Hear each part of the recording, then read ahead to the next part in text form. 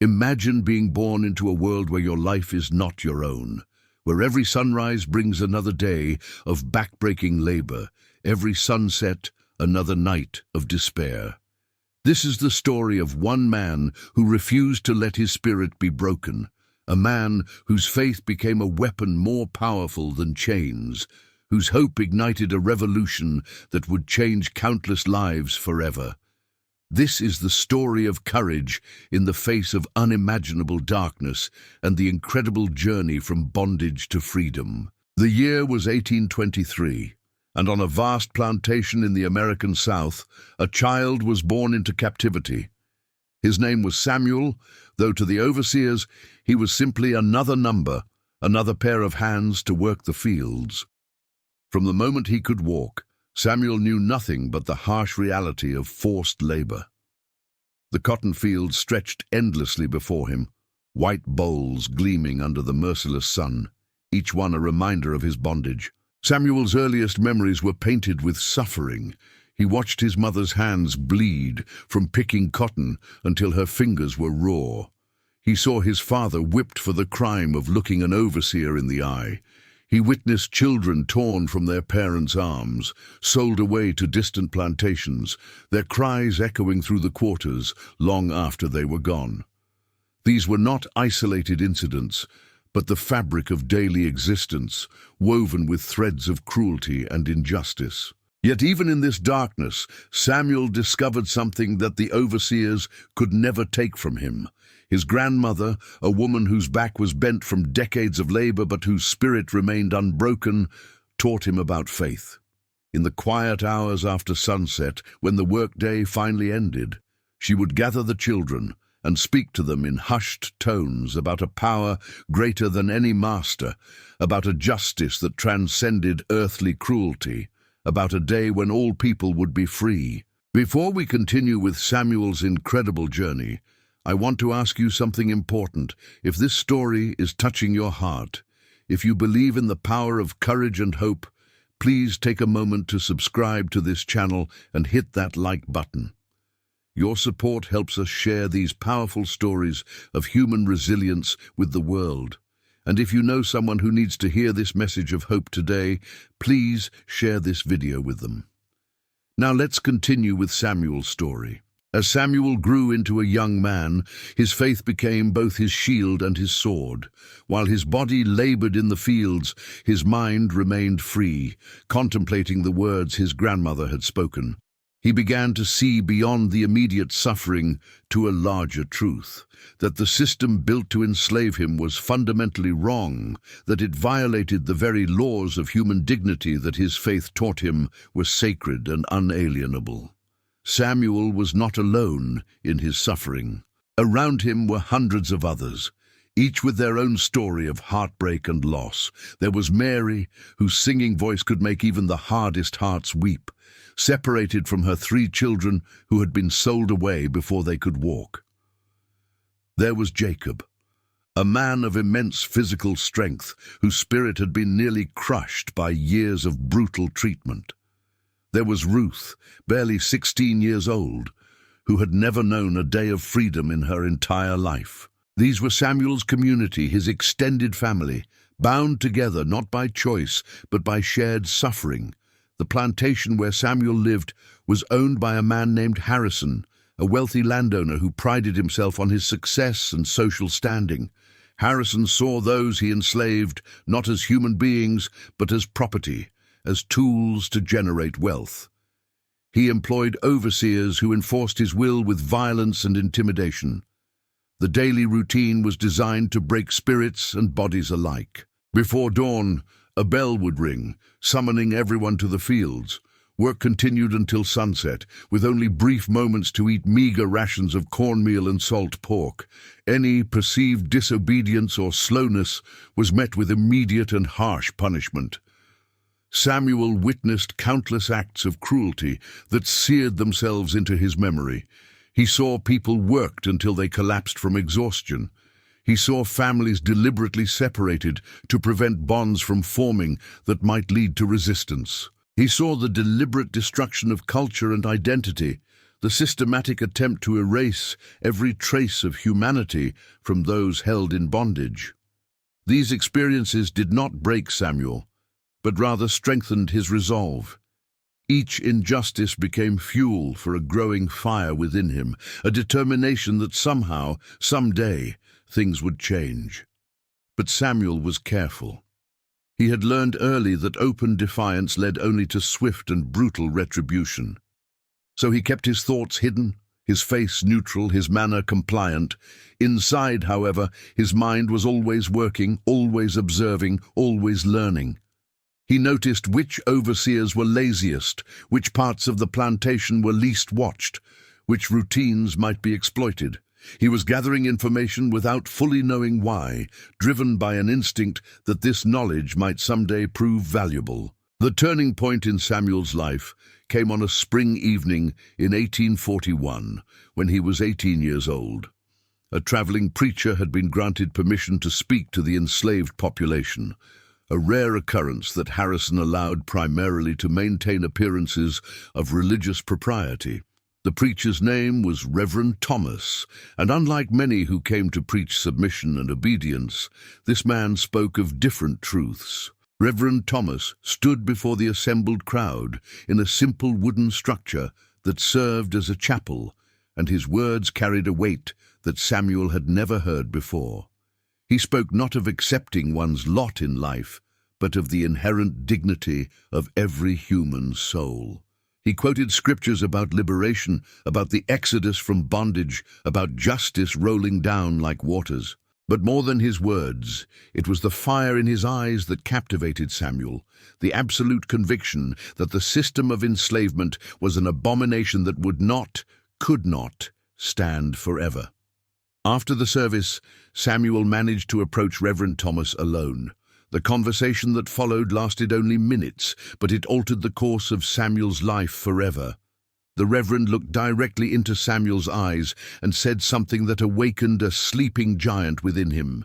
He said that faith without action was meaningless, that hope required courage to manifest, that each person had a choice to make, to accept injustice or to resist it with every fiber of their being. Reverend Thomas spoke in coded language, careful not to explicitly advocate violence or rebellion, but his meaning was clear.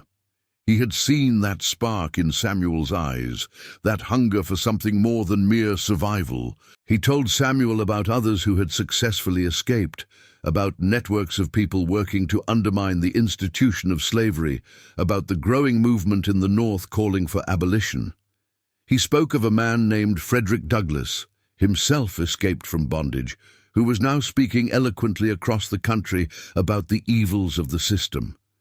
He mentioned Harriet Tubman, a woman who had not only freed herself, but returned repeatedly to lead others to freedom. These names meant little to Samuel at first, but they represented something monumental, proof that resistance was possible, that escape was achievable, that some who had been enslaved had found not just freedom, but purpose in fighting the very system that had once held them. Reverend Thomas gave Samuel something more precious than gold in that brief conversation. He gave him permission to hope, validation that his dreams of freedom were not foolish fantasies, but legitimate aspirations worthy of pursuit. We're approaching the heart of Samuel's transformation, and I don't want you to miss what happens next. But before we continue, I need to ask for your help. Growing this channel means we can create more content like this, stories that need to be told, voices that deserve to be heard. If you haven't already, please click that subscribe button right now. Leave a like on this video to help it reach more people, and drop a comment below telling us what this story means to you. Your engagement truly makes a difference. Now, let's see how Samuel transforms from a dreamer into a leader. In the weeks following his encounter with Reverend Thomas, Samuel began to change, not outwardly, where any change would be noticed and questioned, but internally. He started to see everything through new eyes. The plantation was no longer just a place of suffering, but a system with weaknesses that could be exploited. The other enslaved people were no longer just fellow sufferers, but potential allies in a greater cause. His faith evolved from passive acceptance into active conviction that divine justice demanded human participation. Samuel began to carefully, cautiously test the waters with those he trusted most. He started with Jacob, the strong man whose spirit had been nearly broken. One night, sitting outside their cabin under the stars, Samuel asked Jacob a simple question. If there was a way to be free, would he take it, even if the path was dangerous? Jacob's response was immediate and fierce. He said he would rather die fighting for freedom than live another year in chains. That conversation was the first of many. Samuel discovered that beneath the surface of apparent submission, beneath the masks of compliance that survival demanded, burned the same fire that consumed him. Almost everyone he spoke with harbored dreams of freedom, fantasies of a life where they controlled their own destinies. But dreams alone changed nothing. What was needed was a plan, and Samuel began to formulate one. The plan started small. Samuel began organizing secret meetings, gatherings that appeared to be prayer circles or singing sessions, but were actually strategy discussions. He recruited carefully, bringing in only those he absolutely trusted, knowing that a single betrayal could doom them all. Mary, with her beautiful voice, became the signal caller, using specific songs to communicate messages. Jacob became the strong arm, the one who could be counted on if physical confrontation became necessary. Ruth, despite her youth, proved to have a sharp mind for details and logistics. Samuel studied the routines of the overseers obsessively. He learned that one of them, a man named Dawson, drank heavily on Saturday nights and would sleep through his Sunday morning patrol. He discovered that the northern boundary of the plantation bordered a dense forest that could provide cover. He found out which neighboring plantations had been infiltrated by people sympathetic to the abolitionist cause, potential allies who might provide assistance if contacted. Every piece of information was gathered, analyzed, and shared with his growing circle of conspirators. But planning a mass escape was only part of Samuel's vision. He wanted not just to flee, but to strike a blow against the system itself. He began to formulate a bolder plan, a coordinated uprising that would free everyone on the plantation simultaneously, giving them all a chance at liberty. It was audacious, perhaps even foolhardy, but Samuel's faith told him that with courage and careful planning, even the impossible could become possible. The preparations took months. Samuel and his core group created hidden caches of supplies, stockpiling food and tools that could serve as weapons if necessary. They mapped out escape routes, identifying safe houses and sympathetic contacts. They practiced signals and codes until everyone could communicate without words. They prepared mentally and spiritually for what was to come, knowing that success would require not just physical courage, but unwavering determination. Samuel also had to confront difficult moral questions. He was planning something that could result in violence, possibly even death. His faith taught him that human life was sacred, yet the system he fought against violated that principle daily. He wrestled with these contradictions in prayer and meditation, ultimately concluding that seeking freedom was not only justified, but morally imperative, that sometimes resistance to evil required risks that peaceful existence could not achieve. As the date of the planned uprising approached, Samuel experienced moments of doubt. What if his plan failed? What if his actions led to greater suffering for those he sought to liberate? What if his faith was misplaced, his courage insufficient? In these dark moments, he would remember his grandmother's words, Reverend Thomas's fire, the faces of children who had never known freedom. These memories became his anchor, steadying him when uncertainty threatened to overwhelm his resolve. The uprising was set for a moonless night in late summer, a time when darkness would provide maximum cover. Samuel spent the final days ensuring everyone knew their roles, that no detail had been overlooked. He tried to appear normal during daylight hours, working the fields as always, but inside he was coiled tight with tension and anticipation. Everything they had worked toward was about to come to fruition, for better or worse.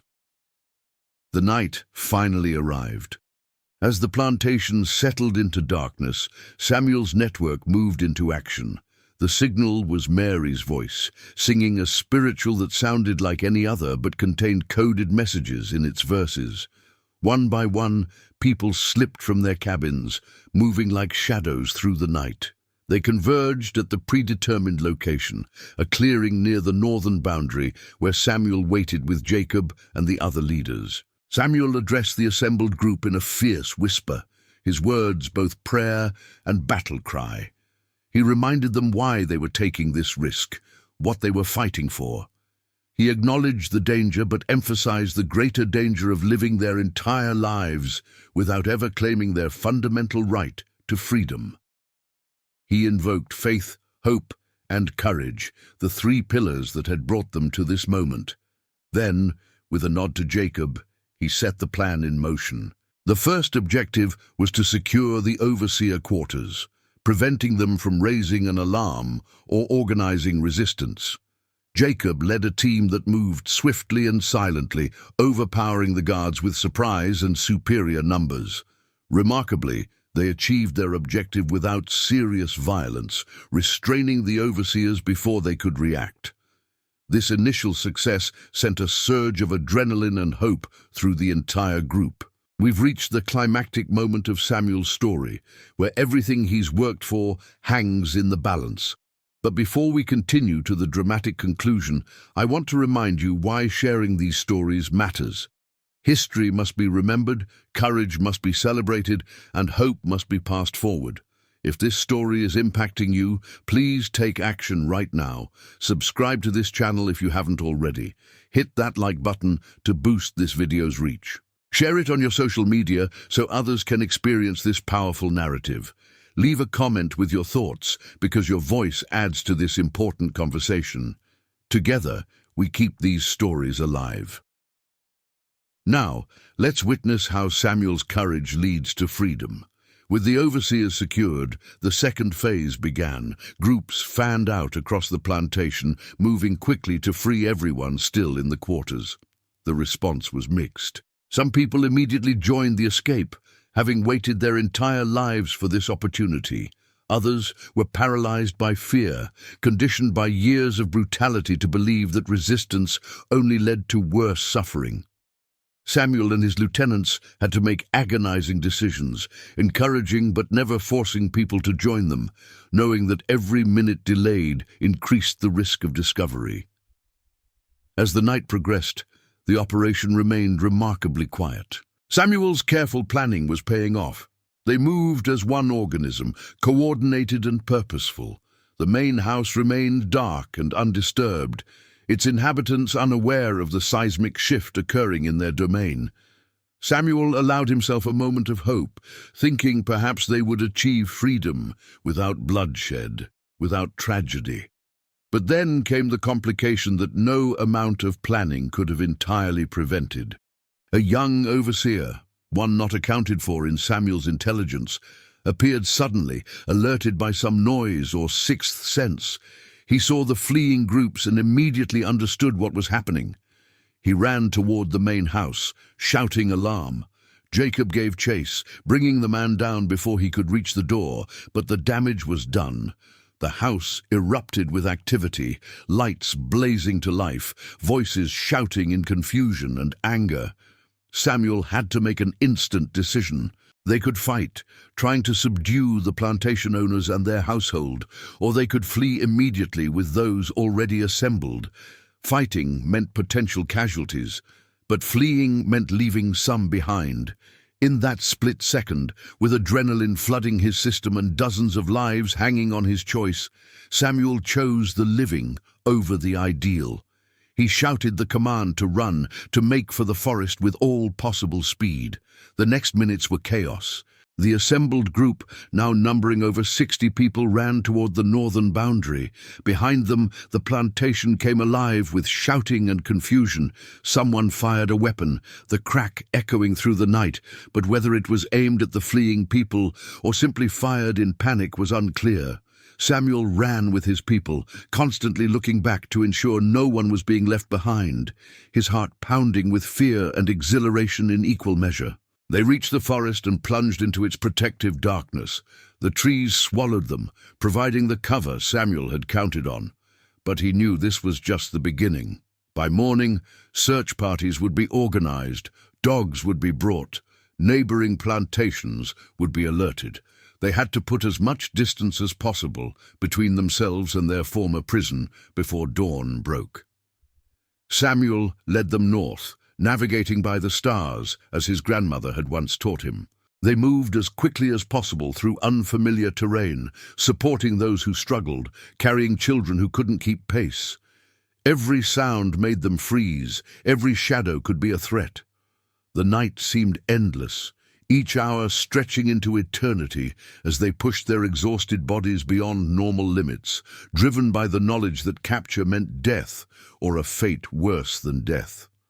As dawn approached, they found a ravine where they could rest and hide during daylight hours. Samuel posted sentries while the others collapsed in exhaustion, looking at the faces around him, dirty, tired, but alive with something new.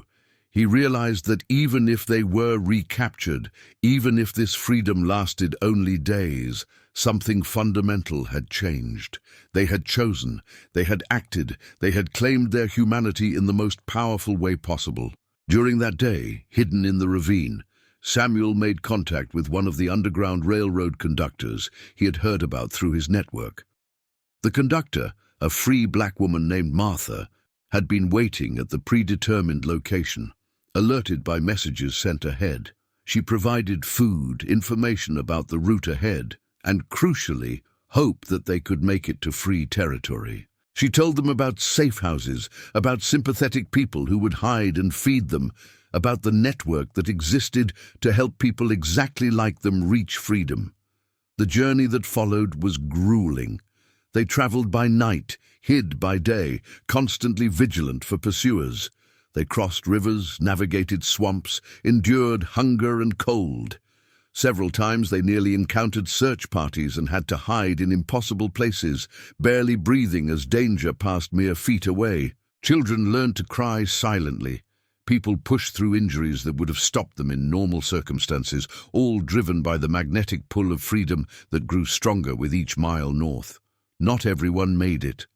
An elderly man named Moses, who had insisted on joining despite his age, died peacefully one night, his last words thanking Samuel for giving him the chance to die free. A young mother gave birth during the journey, and the sound of a new baby's cry in the middle of a desperate flight to freedom was both beautiful and terrifying. They named the child Hope, because that's what she represented, a new generation that would never know the chains her parents had worn. After 3 weeks of traveling, the group finally crossed into free territory. The moment they realized they had made it, that they were truly free, was unlike anything Samuel had ever experienced. People fell to their knees, weeping with relief and joy. Others stood in stunned silence, unable to process that the nightmare was finally over. Samuel himself felt a weight lift from his shoulders that he hadn't fully realized he had been carrying his entire life. But Samuel's story didn't end with his own freedom. In the months and years that followed, he became a conductor on the Underground Railroad himself, returning south repeatedly to lead others to freedom. Each trip was dangerous, each rescue a risk to his own liberty, but Samuel felt called to this work. His faith had brought him through his own journey, and now it compelled him to help others on theirs. Samuel also became a powerful speaker for the abolitionist cause. His first-hand accounts of life under enslavement, his dramatic escape, and his ongoing rescue missions made him a compelling advocate for the movement to end this evil institution. He traveled to churches and town halls across the North, sharing his story, awakening consciences, convincing skeptics that the system of slavery was fundamentally incompatible with the principles of justice and human dignity. Many of those who had escaped with Samuel that night went on to build remarkable lives. Mary used her voice not in fields, but in churches and concert halls, her spirituals becoming anthems of freedom. Jacob became a farmer on his own land, finally able to reap the harvest of his own labor. Ruth, despite her youth, became a teacher, educating formerly enslaved children and ensuring that knowledge, so long denied them, became their inheritance. Young Hope grew up free, eventually becoming a nurse during the Civil War, caring for wounded soldiers, fighting to end the very institution her parents had fled. Samuel lived to see the Emancipation Proclamation, that momentous declaration that legally ended slavery across the rebellious states. When he heard the news, he was 62 years old, his hair white, his body bearing the scars of both bondage and the dangerous work of liberation he had devoted his life to. He wept with joy, remembering his grandmother, Reverend Thomas, all those who had dreamed of this day but didn't live to see it. The plantation where Samuel had been enslaved was eventually abandoned, its cotton fields returning to wilderness. Harrison, the owner, lost everything in the war, dying bitter and broken, unable to comprehend that the world he had known was gone forever. The overseer quarters rotted away, monuments to a cruel regime that history would judge harshly. But the stories, the testimonies of those who had survived, those endured and became part of the permanent record of human experience. In his final years, Samuel often reflected on his journey. He would tell anyone who asked that faith alone had not freed him. Faith had given him strength, but courage had required action. Hope had sustained him, but liberation had demanded sacrifice. He emphasized that freedom was never given freely, but always required brave souls willing to risk everything for it. He taught that each generation has its own battles to fight against injustice, its own chains to break, its own courage to summon. Samuel died peacefully in his sleep in 1892 at the age of 69, surrounded by children, grandchildren, and great-grandchildren, none of whom would ever know bondage. His funeral was attended by hundreds, people whose lives he had touched, whose freedom he had helped secure, whose hopes he had kindled. They sang the spirituals he loved, the same songs that had once carried coded messages of rebellion and now celebrated the triumph of the human spirit. The legacy Samuel left behind was profound. He demonstrated that one person's courage could indeed change the world, that faith without works was incomplete, that hope must be matched with action. His story became part of the larger narrative of resistance against slavery, a testament to the indomitable nature of the human spirit when faced with oppression. He proved that systems that seem invincible can fall, that justice, though delayed, can ultimately prevail. But Samuel's story is not just history. It remains relevant today, reminding us that injustice in any form must be confronted, that courage is not the absence of fear, but action despite fear, that faith is meaningless unless it inspires us to work for a better world. Every generation faces its own moral tests, its own questions about whether to accept the status quo or fight for change. Samuel's life provides a template for how to respond when faced with such questions. The plantation system Samuel fought against was eventually abolished, but the struggle for true equality and justice continues. His story connects to the ongoing efforts to address systemic injustice, to ensure that all people have the opportunity to live with dignity and freedom. The chains today may be different, more subtle perhaps, but the need for courage, hope, and faith in pursuing justice remains constant. Samuel would recognize the struggles of today, and he would encourage us to fight with the same determination he showed. Consider what it took for Samuel to succeed. It required him to overcome the conditioning of his entire life, to believe in possibilities he had never seen, to plan meticulously while maintaining the appearance of compliance. It required him to inspire others when his own doubts threatened to overwhelm him. It required him to make impossible choices under tremendous pressure. It required him to think not just of himself, but of the collective good, to risk his own safety for the benefit of many. These qualities, courage in the face of fear, hope in the midst of despair, faith when circumstances suggested faithlessness, these are not unique to one man in one time. They are universal human capacities, available to anyone willing to cultivate them. Samuel was not superhuman. He was an ordinary person, thrust into extraordinary circumstances, who chose to respond with extraordinary courage. That choice, that moment of decision, is available to everyone.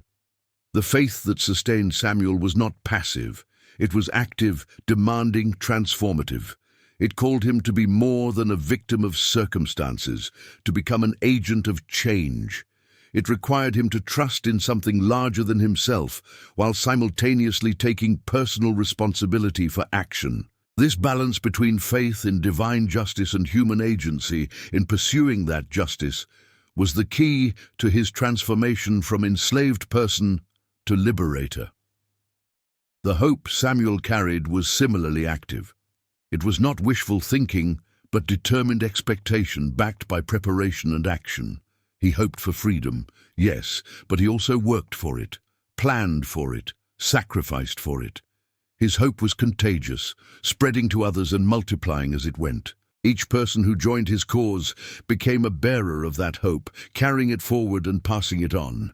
We've reached the end of Samuel's incredible journey, but before we close, I want to leave you with one final thought and one final request. Samuel's story matters, not just as history, but as inspiration for today. If this story has moved you, if you felt even a fraction of the emotion and power of Samuel's faith and courage, then I ask you to do something important right now. Subscribe to this channel so you never miss stories like this.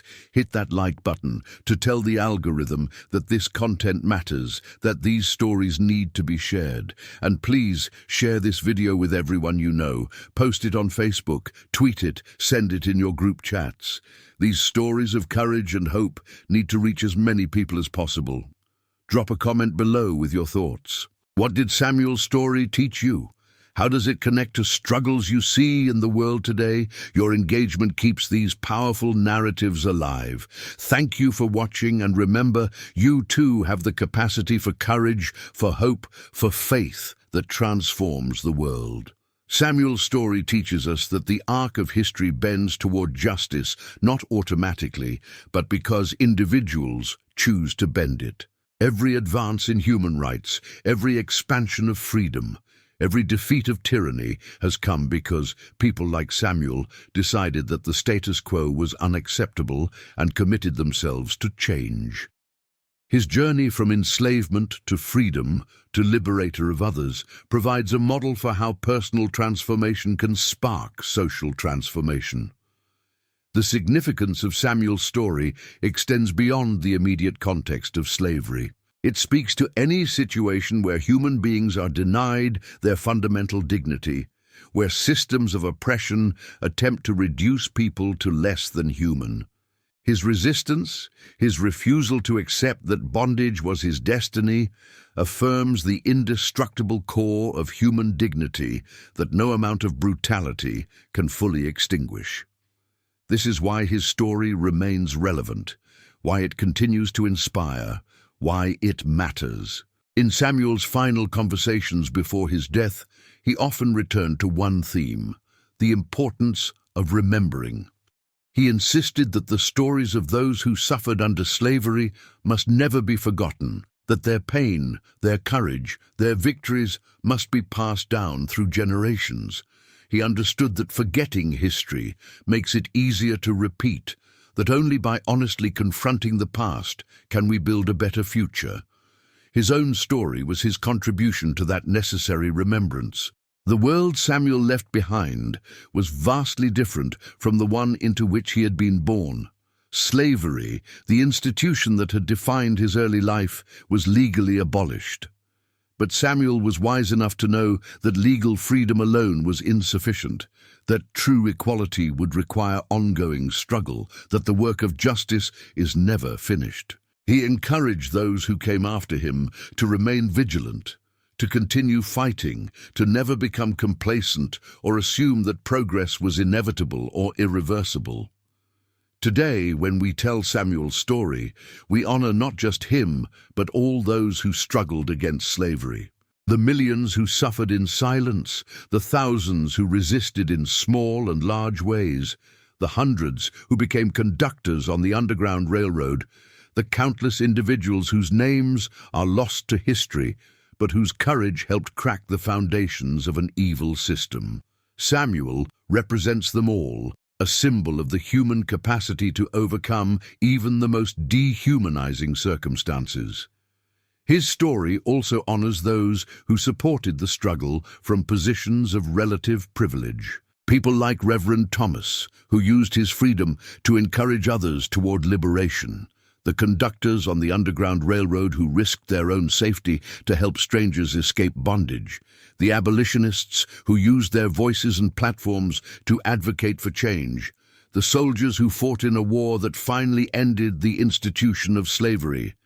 Justice requires coalition, diverse people working together toward common goals, and Samuel's story illustrates this truth. The faith of a slave, as embodied by Samuel, was not naive or passive.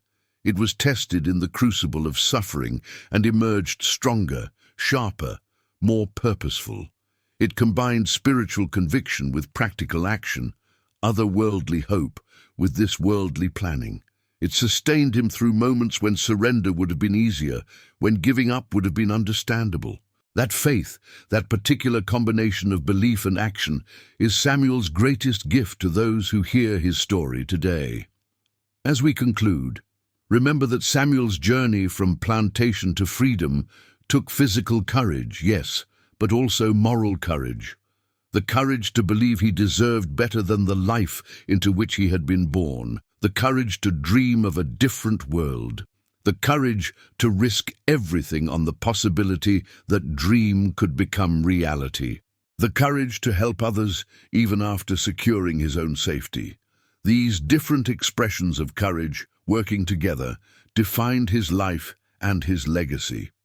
The chains Samuel broke were physical, but they represented something larger. The human tendency to accept injustice, to normalize cruelty, to convince ourselves that terrible systems cannot be changed. His story proves that such acceptance is neither necessary nor inevitable, that change is always possible when enough people commit themselves to it. The chains he broke were not just his own, but those of everyone he helped free, and symbolically, the chains that bind anyone who lives under oppression or injustice. In the end, Samuel's life stands as testament to several profound truths. That every human being possesses inherent dignity that no circumstance can erase. That faith, properly understood, is a revolutionary force that demands action. That hope is not wishful thinking, but determined expectation that motivates preparation and work. That courage is not the absence of fear, but the willingness to act despite fear. That freedom is not given, but taken, earned through sacrifice and struggle. That one person can make a difference, can inspire others, can change the trajectory of history. His story reminds us that we are all called to be more than passive observers of injustice, that circumstances may constrain our choices, but never eliminate them entirely. That we always retain the power to choose courage over fear, hope over despair, action over passivity. Samuel chose, and his choice echoed through time, affecting hundreds during his lifetime and inspiring countless others in the generations since. What will you choose? What legacy will you leave? What courage will you summon when faced with your own moral tests? The faith of a slave broke chains not through divine intervention alone, but through the partnership of human will and spiritual conviction. Samuel believed in a higher justice, yes, but he also understood that he was called to be an instrument of that justice. He prayed for freedom, but also planned for it. He had faith in eventual victory, but also worked tirelessly to bring that victory about. This synthesis of faith and works, of belief and action, of hope and preparation, is what made him effective, what made him dangerous to the system he opposed, what made him a liberator. As you go forward from hearing this story, carry with you the lessons of Samuel's life. When you face injustice, remember his courage. When you feel hopeless, remember his faith. When you wonder whether one person can make a difference, remember how he transformed from enslaved person to liberator of others. When you're tempted to accept the unacceptable, remember how he refused to surrender his dignity or his dreams. When you see others suffering, remember how he risked his freedom to help strangers reach theirs. Samuel's story is now part of you, woven into your understanding of what human beings are capable of when they refuse to accept bondage, when they choose freedom even at tremendous cost. Honor his memory, not just by remembering his story, but by embodying his principles in your own life and your own time. The struggle for justice continues, taking different forms in different eras, but always requiring the same essential ingredients. Faith that a better world is possible, hope that keeps us moving forward, and courage that transforms dreams into reality. Thank you for taking this journey with Samuel, for witnessing his transformation, for learning from his courage. His story is a gift, passed down through generations, a reminder that darkness never has the final word, that justice may be delayed but cannot be denied forever, that the human spirit, when properly kindled, becomes an unstoppable force for change. May his faith inspire your faith, his hope kindle your hope, his courage embolden your courage. The chains that bind humanity in your time are waiting to be broken. Will you have the courage to break them?